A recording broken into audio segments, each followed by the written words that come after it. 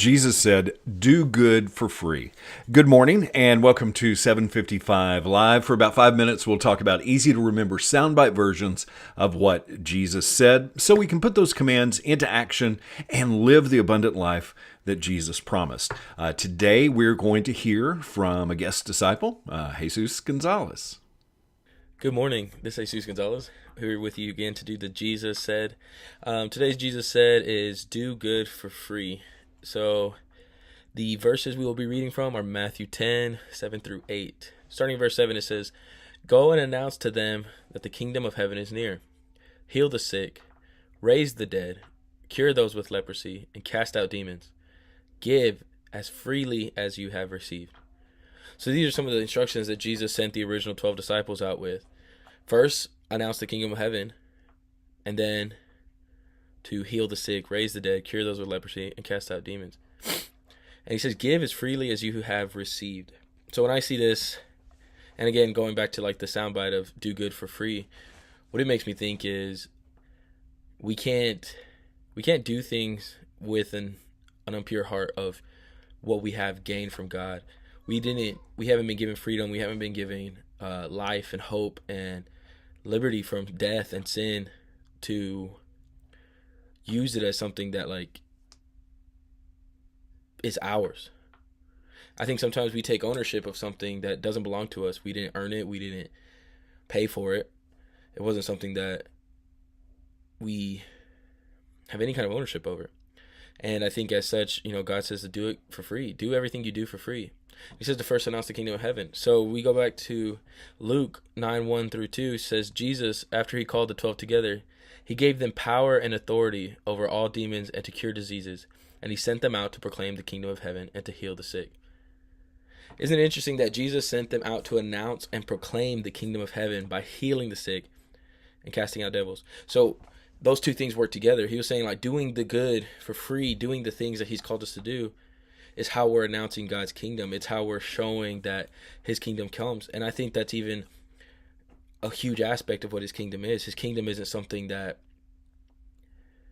is held against us or is something that's unobtainable. Instead, his kingdom is something that's given freely to everybody. And I think that's what he's trying to help us to understand that.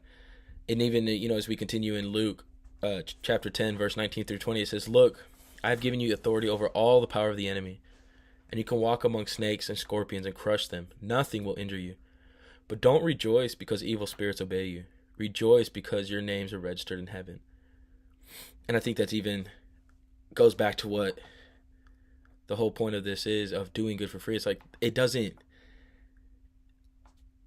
matter of all the stuff that we gain from our relationship with Christ, as far as like the supernatural power that we're given, the ability, as he says, to walk among snakes and scorpions and crush them and not even be scared because it will injure us. The ability to make evil spirits obey us.